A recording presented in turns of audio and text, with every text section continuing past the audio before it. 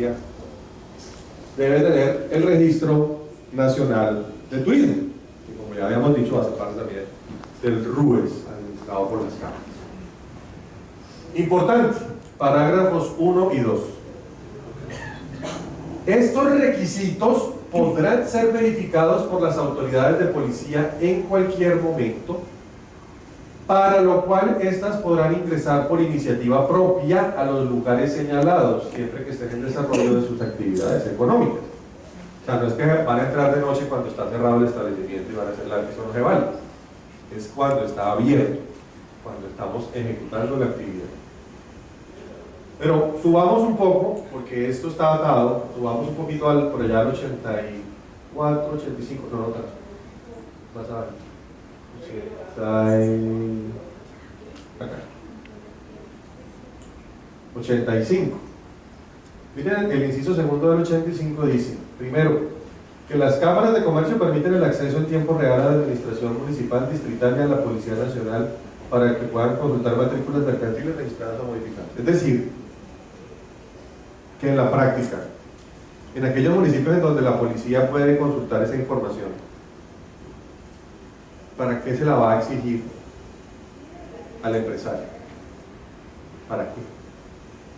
Las autoridades administrativas no pueden exigir, y eso es un principio de las actuaciones administrativas, de todas, no pueden exigir aquellos documentos o papeles que ella misma pueda consultar. Entonces, ojo, que yo no tenía la matrícula mercantil a la mano para mostrarle ese día, no implica per se una sanción. ¿Por qué? Porque si existe esa posibilidad de consultarlo ellos mismos, pues son ellos los que tienen la obligación, la carga de verificar. Y segundo, en el tema de uso de suelo, miren lo que dice: corresponde a la administración verificar que las actividades económicas estén autorizadas por la reglamentación de las normas de uso de suelo. Es decir, esto desde un punto de vista jurídico conduce a la pregunta de quién tiene la carga de la prueba de demostrar que se está cumpliendo o incumpliendo con las normas de uso del suelo. ¿La tiene el empresario o la tiene la autoridad municipal? Pareciera que la tiene la autoridad municipal. Es ella quien tiene que hacer esa verificación. Lo que pasa es que quien tiene la obligación de cumplir con las normas de uso del suelo, obviamente, es el empresario. ¿A quién le va en realidad? Y por eso tiene que ver con las preguntas que hice, es el tema de la prueba. ¿Cómo podemos probar en la práctica, en el marco de una visita, si alguien está cumpliendo o no está incumpliendo? O está incumpliendo. ¿Cómo se puede hacer esa verificación? ¿Y cuál es la infracción realmente al código de policía? ¿No tener el papel? Pues no estar cumpliendo realmente con la norma, porque son dos cosas diferentes. Uno puede estar cumpliendo con una norma y no tener el papel en ese momento, o viceversa. Uno puede tener un papel pero en realidad está incumpliendo porque el papel lo sacó, pero al día siguiente de obtenido empezó a hacer otro tipo de actividades. Entonces el papel por sí solo pues tampoco es que sea en principio la prueba reina, por así decirlo. Y pasemos, pues vamos al 87, por favor, al parágrafo 2. Ya habíamos mencionado el parágrafo primero. El parágrafo primero, repito, son las autoridades de policía quienes en cualquier momento pueden, por su propia iniciativa, ingresar a los lugares señalados. Por supuesto que también puede ser por solicitud de un interesado, porque así también se activa la acción de policía. Entonces, alguien puso en conocimiento a las autoridades, puso una queja, informó, etc., y las autoridades van y verifican. Y el parágrafo segundo, ninguna autoridad, esta es la repetición del artículo 84 de la Constitución, que ya les había mencionado, y quedó expresamente acá. Ninguna autoridad podrá exigir licencia, permiso o requisito adicional de funcionamiento para el desarrollo de actividades económicas, miren aquí, salvo lo previsto en la ley. ¿Y eso cómo se llama? Salvo lo previsto en la ley. ¿Sí ven? Por eso hago siempre énfasis. Reserva de ley. Solo la ley puede establecer qué son permisos, qué son autorizaciones, qué es lo que se puede pedir. Lo que la ley no permita, no se deje meter el gol. Lo que la ley no permita, como tiene reserva de ley, no se lo puede inventar el funcionario de policía. ¿De acuerdo? Bueno, entonces, Vamos a verificar ahora qué tanta atención pusieron a la charla. Vamos a hacerles un examen oral general y la manita.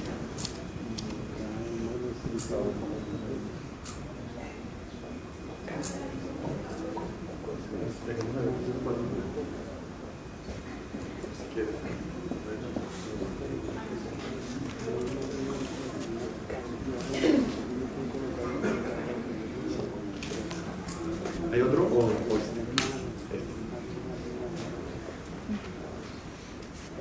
Entonces, ¿cuál fue la pregunta que había dejado en el aire? La pregunta tenía que ver con si las autoridades... ¿Alguien se acuerda expresamente cómo fue que lo pregunté? Que si las autoridades de policía están habilitadas para solicitar certificación de uso de suelo vigente. Perfecto. Entonces, estamos en el caso concreto del numeral primero del artículo 87 del Código.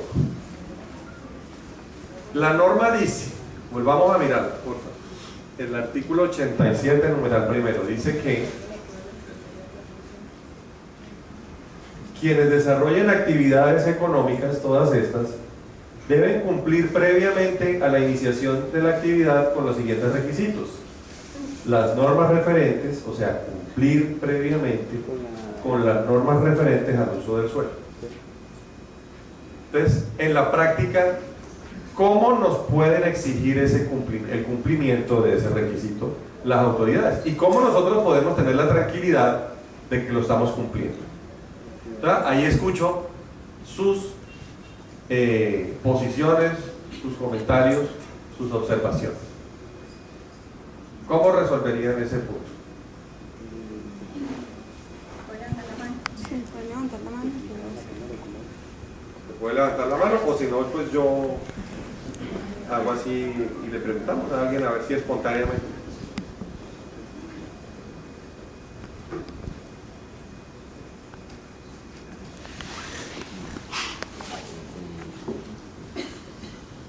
Dado que la administración municipal carece de la oficina o de mecanismos para dar el certificado correspondiente, ¿en qué momento lo puedo yo tener si la autoridad no lo ha establecido? Que sería el alcalde, a través de la alcaldía. Entonces, mal podría la policía exigirme ese certificado si no hay quien lo tenga. Considero que la policía en ese momento no podía pedir ese certificado como causal para alguna sanción. Gracias. Esa respuesta ya implica otra respuesta. Es decir, cuando usted ya responde y habla en términos de certificado, da por cierto de que la obligación es tener el certificado al día y a la mano y de que las oficinas deben expedir ese certificado previo al inicio de las actividades económicas. Y por otro lado, la respuesta también implica, ya de manera más explícita, algo pues que sí tiene mucho sentido, y es que si en algún municipio no existiera una secretaría, que normalmente es planeación, que esté, digamos, a quien se le asigne esa competencia de manera expresa de certificar el uso de los suelos, el uso del suelo, pues ¿quién lo puede expedir? Si alguien lo solicitara, Pues de todas formas quedaría el alcalde, y el alcalde no podría excusarse por el hecho de que no exista una autoridad de policía administrativa especializada en ese tema. Entonces, en últimas, si algún ciudadano o empresario lo solicitara, sería el alcalde en esos casos excepcionales. Pero vuelvo a la pregunta, porque el trámite existe. En la gran mayoría de municipios existe un trámite que se llama certificado o concepto de uso de suelo, que se solicita principalmente en las secretarías de planeación. Pero la pregunta la podríamos inclusive replantear así, en términos de la visión del trámite. ¿Ese trámite es obligatorio o es un trámite voluntario? Entonces vamos a escuchar más apreciaciones. Entonces acá, después ¿quién más? Para yo ir mirando. Y vamos bajando, 2, 3 y acá también. ¿Listo? Acá más abajito. Vale, adelante. Ok, buenos días. Respecto a la pregunta, pues el código es muy claro cuando dice cumplir. La exigencia de un certificado pues impondría un requisito más que es la expedición de la certificación, que no está diciendo, simplemente me está diciendo usted debe cumplir con las normas referentes al uso de suelo. ¿Quién me da la reglamentación con las normas en el municipio? Por regla general, el plan de ordenamiento territorial. Actualmente en el municipio existe un mecanismo para verificar el uso del suelo. Yo puedo ingresar al mecanismo, verificar que la actividad que yo voy a desarrollar cumple con el uso del suelo establecido en el plan de ordenamiento territorial, y simplemente ya con eso doy cumplimiento al requisito que está exigiendo el Código de Policía. En caso de no cumplirlo, ya el municipio tiene la carga de la prueba de decir, señor, la actividad que usted realiza en ese lugar no cumple con el uso del suelo. Entonces sería de esa forma. Perfecto. Yo ya me adelanto, yo comparto esa misma posición, exactamente esa misma posición. Pero la idea es que escuchemos más personas, porque pues también es el tema práctico y hay que darle cabida a todo lo que está pasando. Sí, muy buenos días. Pienso que adicional al plan de ordenamiento territorial, cuando por lo menos se va a ubicar el negocio en una copropiedad que tiene un reglamento, también hay que tener en cuenta las restricciones hacia esos locales que pueda tener la copropiedad. Entonces ahí van en orden plan de ordenamiento territorial y las restricciones que pueda tener la copropiedad para la ubicación de ciertas actividades comerciales. Gracias. Ok, muchas gracias. Muy interesante, nunca había pensado en esa posibilidad que es muy cierta, en la práctica se presenta con frecuencia, ¿no? El local comercial dentro de una copropiedad. Sí, soy administrador de propiedad horizontal, por eso ahora traigo a colación. Perfecto. ¿Qué tan valedero es eso?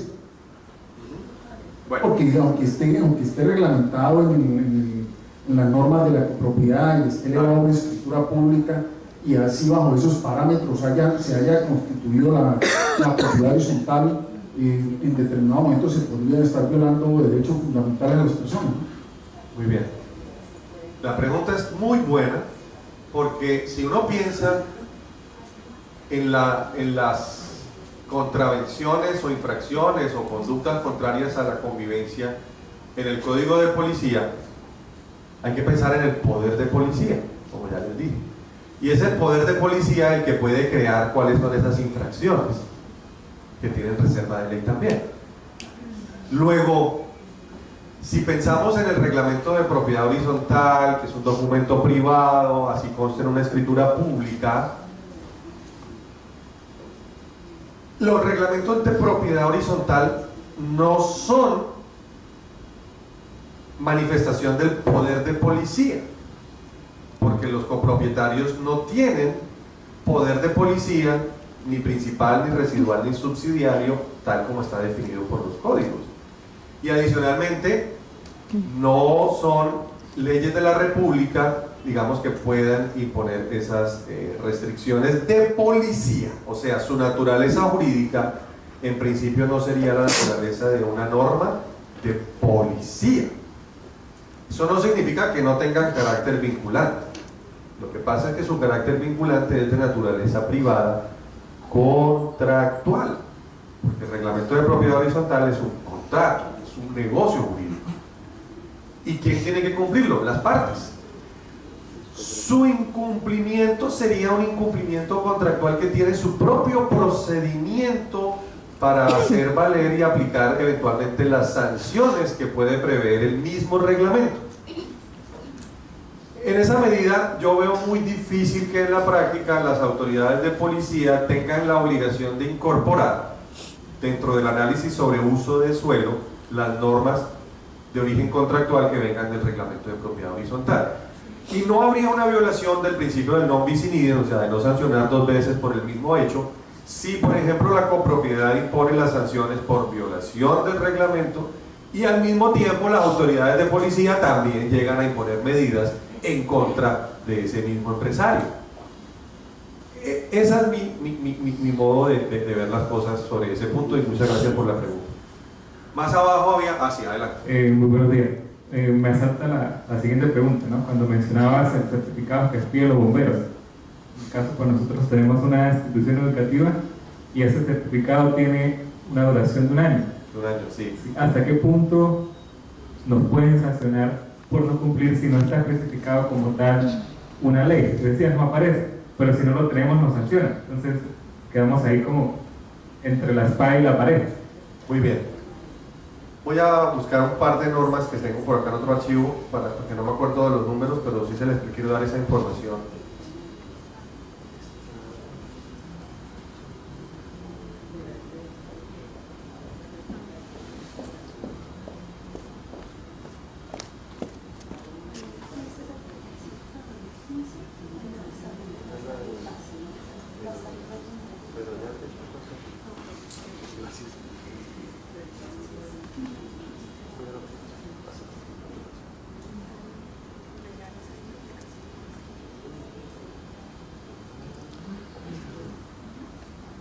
Bueno, préstame el micrófono. Me siento un poco ahí atrapado. Ya no, todavía no. Mire, les decía que el tema está aquí, ¿no? Que algunos han interpretado que en el artículo 87, cuando el numeral tercero sobre las obligaciones posteriores o durante el ejercicio de la actividad se refiere a condiciones de seguridad sanitarias y ambientales determinadas en el régimen de policía, incorporan el certificado de seguridad de incendios que expiden los bomberos con una duración anual, efectivamente. Entonces, ¿cómo es el tema acá? El tema es siempre mirar la ley, reserva de ley. La ley de bomberos del 2012, la ley 1575. Y la ley de bomberos tenía un artículo en donde se establecía el derecho y la posibilidad de cobrar, ¿sí?, por la expedición anual del certificado. Y adicionalmente, de forma explícita, se establecía la obligación de obtener anualmente dicho certificado.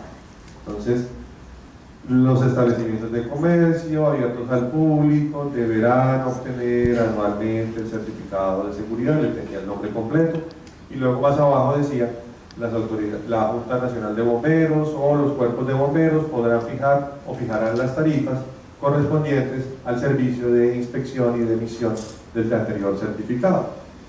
Perfecto. Los bomberos habían logrado eso porque los bomberos tenían además un problema real de financiamiento, no tenían recursos propios. Entonces, esto fue una solución que se dio en el año 2012 con la llamada Ley Bomberil.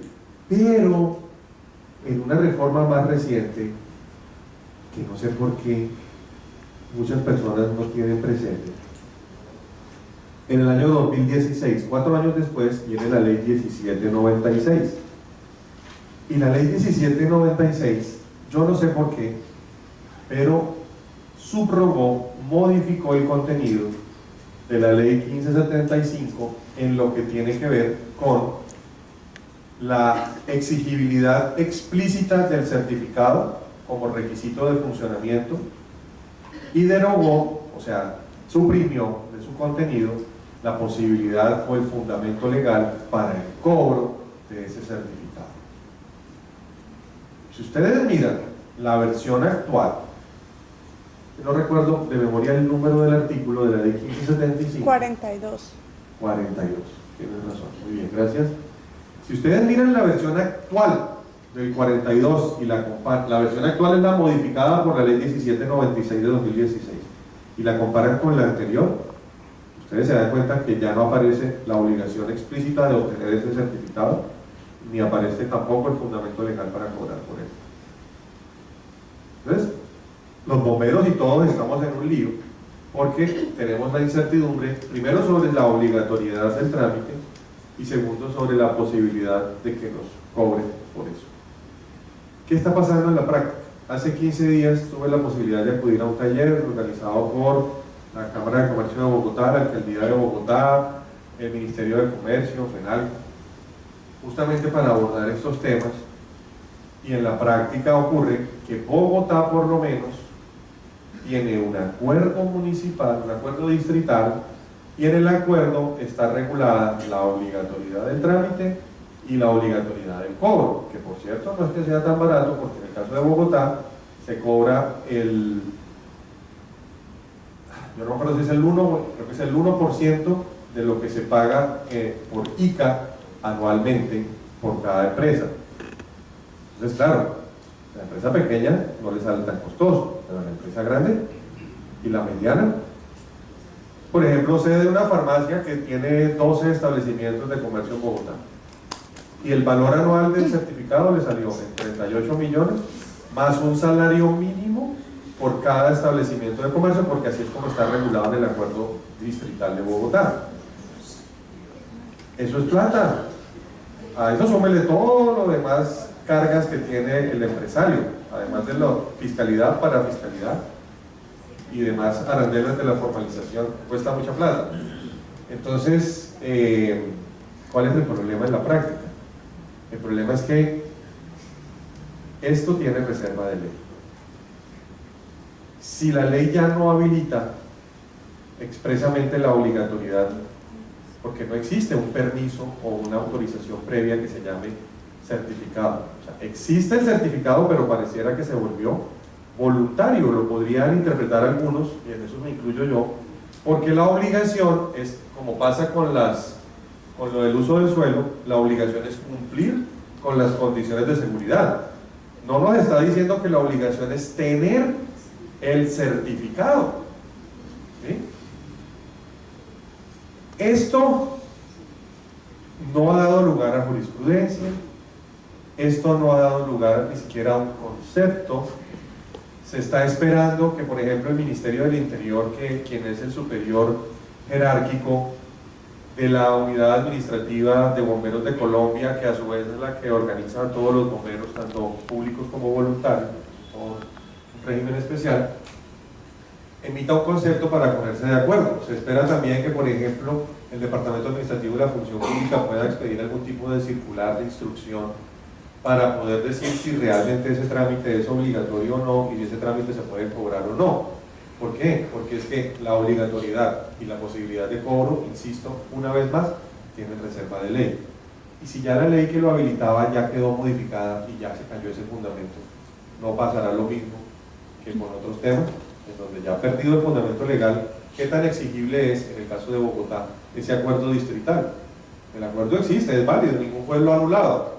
El problema es que ya perdió el fundamento legal que lo habilitaba. Entonces perdió eficacia, decaimiento, pérdida de fuerza ejecutoria del acto administrativo. Uno lo podría alegar. Y entonces hay que estar muy alertas y muy atentos de ver cuál es la situación en cada municipio. Con base en que, habría que averiguar, con base en que en tal municipio se están haciendo esas visitas obligatorias, y eso conduce a la otra parte de la pregunta. Si no es obligatoria, pues no podrían imponerme una sanción por el solo hecho de no tener el papel. Lo mismo que pasaría con el uso del suelo. Por el solo hecho de no tener el papel llamado certificado o concepto de uso del suelo, no es por sí mismo la infracción. La infracción es que la autoridad, como decía nuestro colega, nuestro compañero, es la autoridad la que tiene la carga de la prueba de mostrarle al señor: mire, en esta visita de inspección verificamos que usted no tiene, por ejemplo, aquí un plan de evacuación, no tiene el plano, y estas son medidas que están en la ley. Yo ya lo constaté acá, y está en la ley el carácter obligatorio de eso. Yo ya verifiqué que usted aquí está desarrollando no solamente la actividad que usted registró en el registro mercantil, sino que tiene otra que no aparece. Aquí ya hay otra infracción. Entonces, cuando ya la autoridad tiene la carga de la prueba y tiene fundamento legal, podría adelantarse el proceso de policía. Pero si la ley no me está diciendo expresamente la forma como debo acreditar el cumplimiento, recuerden cuál es la regla general. Primero, quien tiene la carga de la prueba es el que está obligado a aprobar. Y en los policivos, quien tiene la carga de la prueba realmente sigue siendo la administración pública, las autoridades.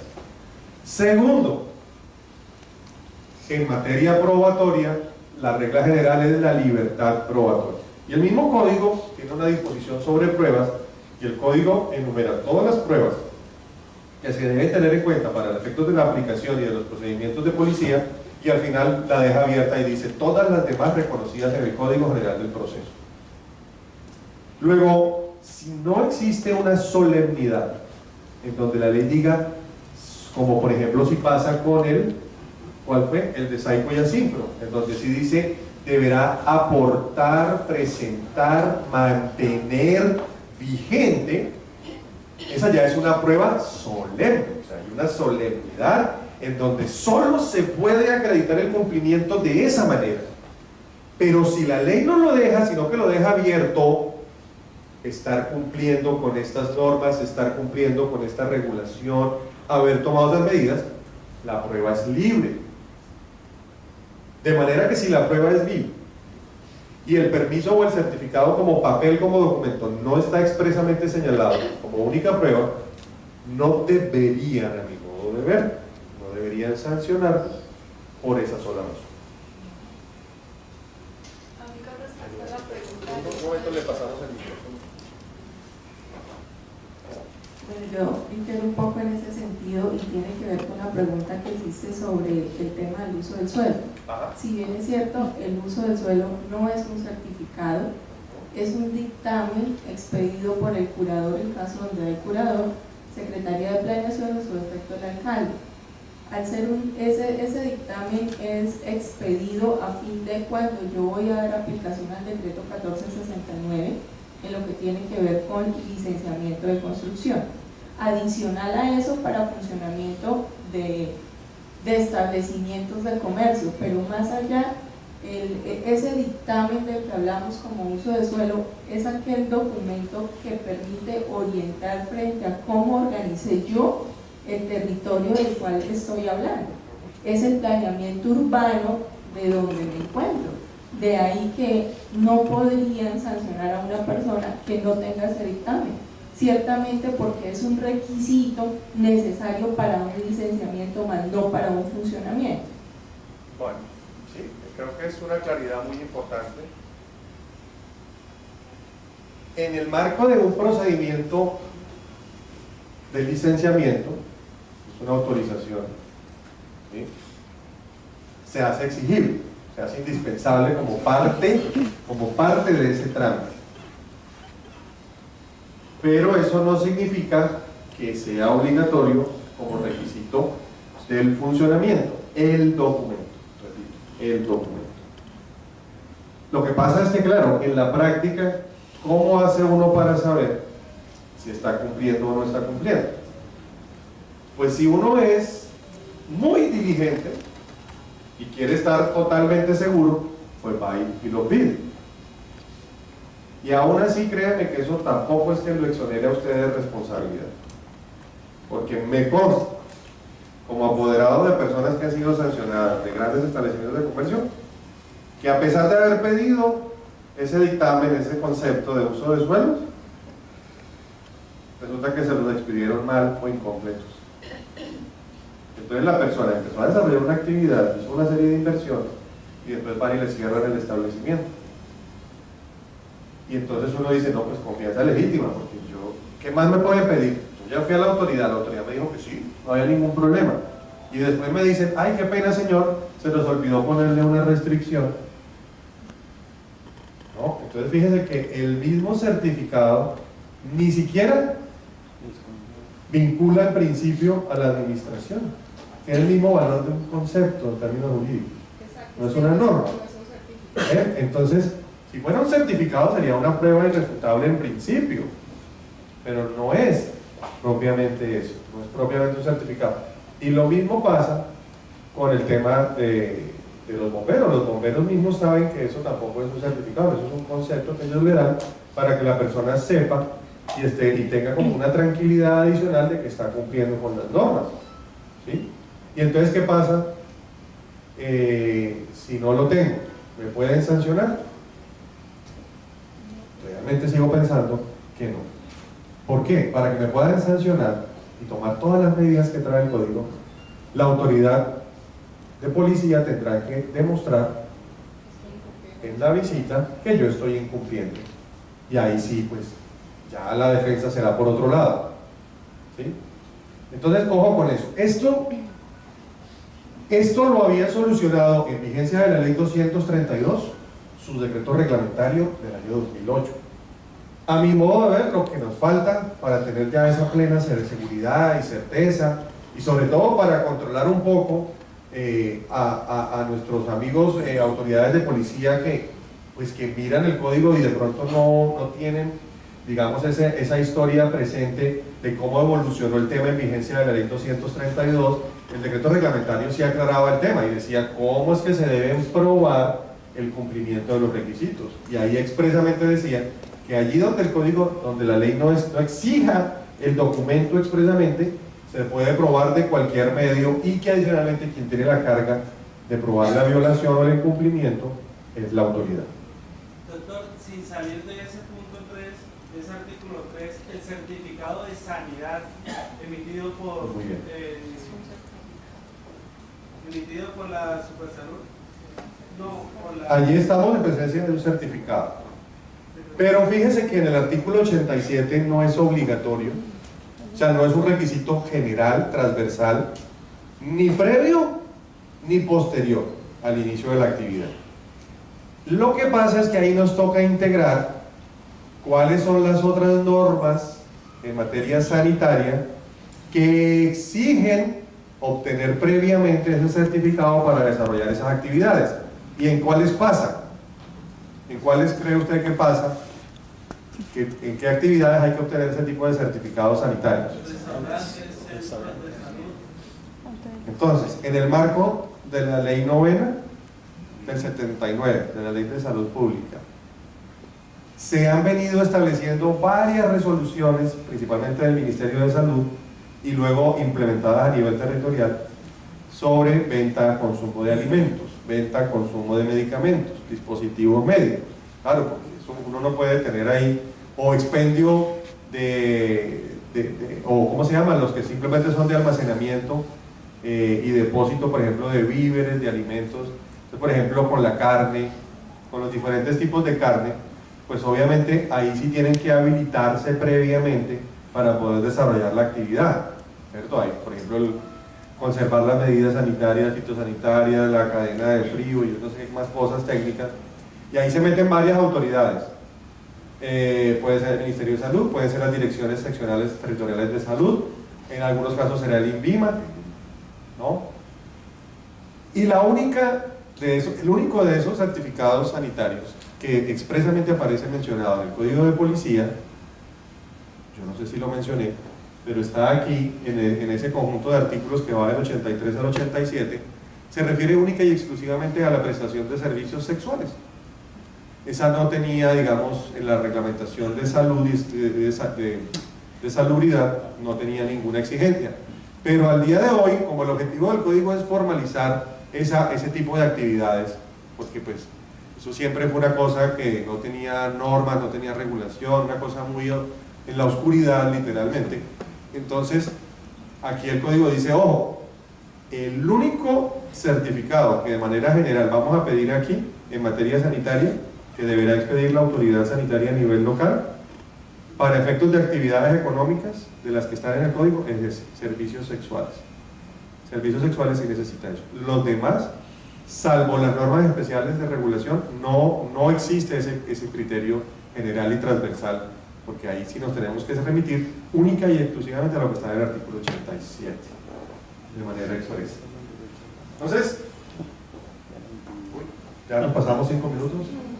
Bueno, simplemente quiero señalarles que aquí hay un componente que es profundamente procesal, que no hace parte de esta presentación, no es el objetivo hacer una capacitación, porque eso sería propiamente para abogados, de cuáles son los medios, los procedimientos y las medidas correctivas de policía, pero es muy importante que sí, por favor, las revisen si todavía no las han mirado, para que ustedes sepan a qué se pueden exponer en caso de no observar estas disposiciones, porque como les decía, hay unos medios que son inmediatos, que son preventivos, esos son órdenes de policía.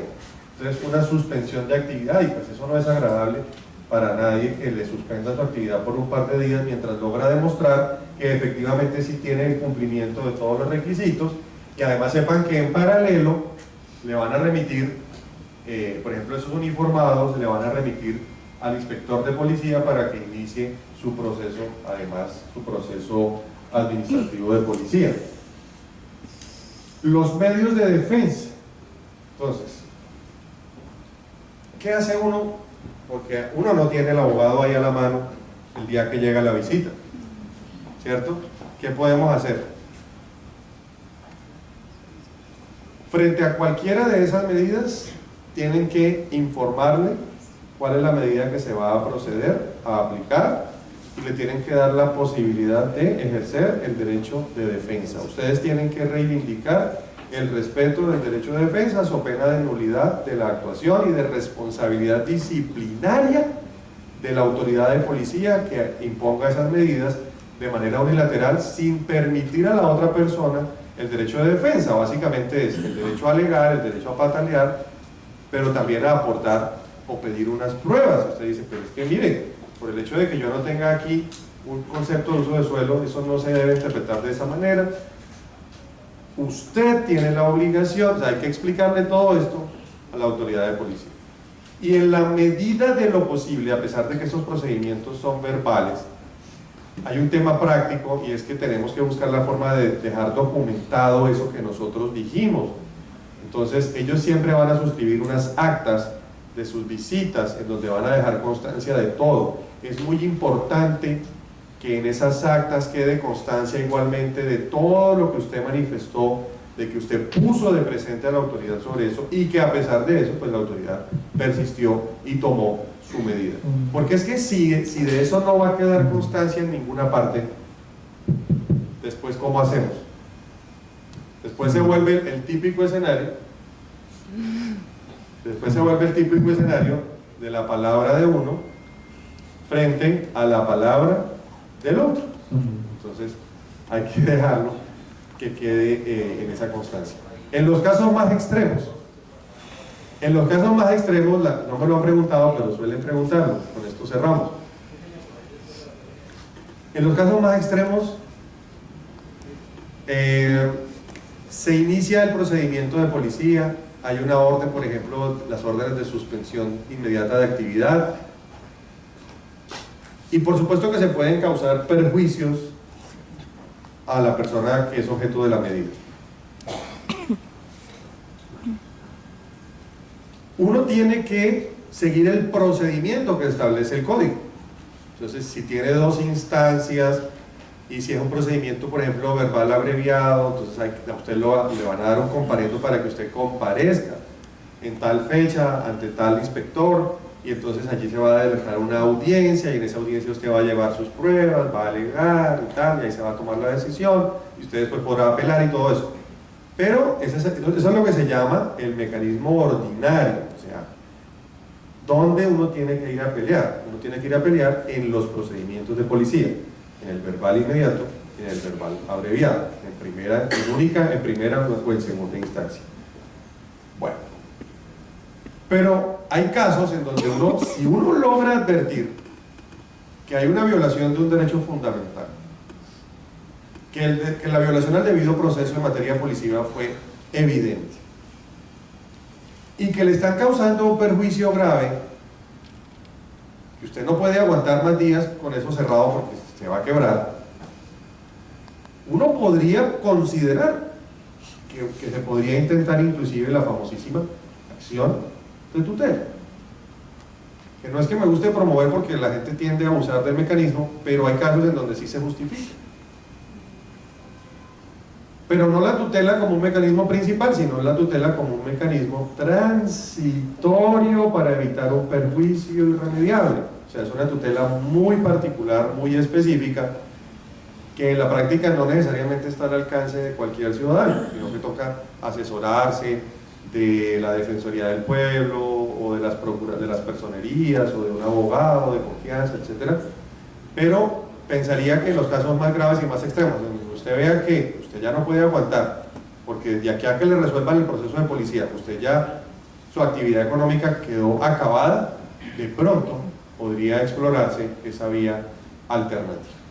¿De acuerdo? Entonces, eso sería lo último para señalar, y les agradezco a todos su atención, su asistencia, ha sido un gran placer estar con ustedes. Le doy la palabra a Zulma. Yo quería hacer como un apunte especial. Es un caso aquí en Bucaramanga los uniformados o los inspectores de policía están verificando que se cumplan con todos los requisitos a través de la consulta de la ficha técnica que emite la administración municipal. En la consulta, en esta ficha técnica aparece como descripción de la actividad la descripción según la codificación internacional SIU. Resulta que están exigiéndole a los empresarios que se dirijan a la administración municipal y que vengan aquí a Cámara a cambiar la descripción de esa actividad por la descripción que aparece en el plan de ordenamiento territorial. Un claro ejemplo es que la descripción para restaurantes, expendido de comidas servidas a la mesa, y para la descripción del plan de ordenamiento territorial es simplemente pues restaurante. Ellos están exigiendo que salga la palabra restaurante en la ficha técnica. Es obligación de los inspectores y de los uniformados verificar ellos según la codificación internacional pues que cumplan con los requisitos, porque los están mandando a la administración y los están mandando aquí a Cámara a hacer el cambio para que ellos les aparezca en la ficha técnica, que es lo que ellos están consultando, el nombre y la descripción tal como aparece en el plan de ordenamiento, y no están validando la descripción de la codificación internacional. Entonces no corresponde, digamos, el parámetro de búsqueda de ellos es distinto al que manejan las cámaras de comercio, digamos, que está unificado, que es el tema SIU, y ellos están aplicando otra codificación. Pero eso, por ejemplo, es un ejemplo. ¿Eso tiene fundamento legal, digamos, ese requisito? De que, es que usted tiene, por más 8 SIU que usted tiene aquí, usted no me tiene la misma nomenclatura que utilizamos en términos de POT, de plan de ordenamiento territorial. Luego está incumpliendo. Pensaría que ese es otro ejemplo de una mala interpretación y de una mala aplicación de los poderes que da el código. Porque si no está expresamente señalado de esa manera, pues volvemos al tema: libertad probatoria e integración, sobre todo armonización de este código con las actividades mercantiles y con el régimen mercantil. De manera que no tendría sentido, no tendría fundamento. Es decir, puede servirles a ellos de insumo para su verificación, pero no para efectos de imponer una sanción, ni de exigir un trámite adicional que la ley no exige. Porque vuelve al tema la reserva de ley. Bueno, ahora sí, muchas gracias. Feliz día.